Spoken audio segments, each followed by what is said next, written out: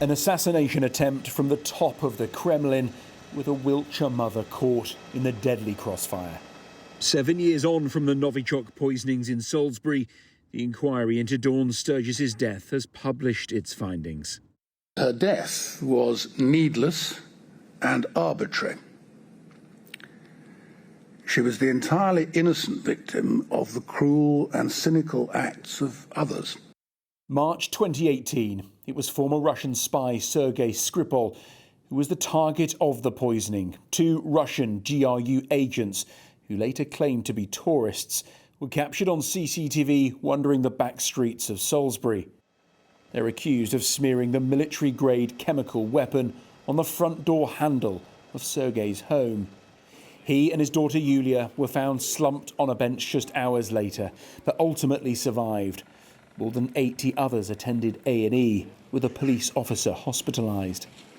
Fast forward 4 months, and 999 calls from Dawn's boyfriend Charlie Rowley come in. She was frothing at the mouth after spraying what she thought was perfume on herself. But inside the bottle, novichok, enough, the inquiry heard, to kill thousands.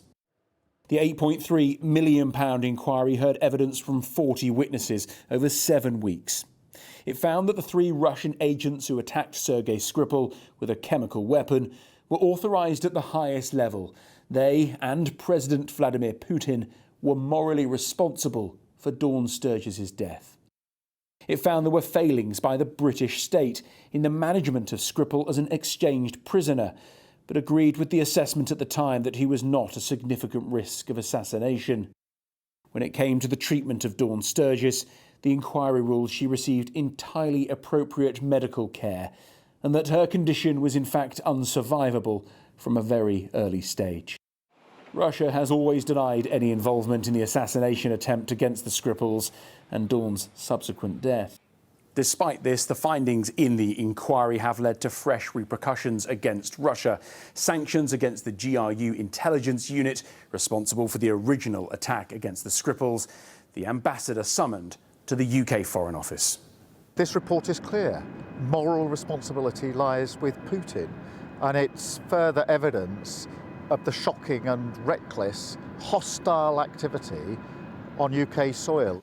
For Dawn's family, it has been a long wait for answers. Skripal was described by Putin as a traitor and convicted of treason. Yet, there were no sufficient and regular assessments of the risk he faced from Russian retaliation. As we have always believed, that put the British public at risk and led to Dawn's death. We can have Dawn back now. She's been public for 7 years. We can finally put her to peace. Perhaps some closure for Dawn's family and a Wiltshire city keen to move on from being at the centre of world attention. For UK-Russia relations, though, today's findings are yet another increase in growing tensions. Dan Whitehead, Sky News.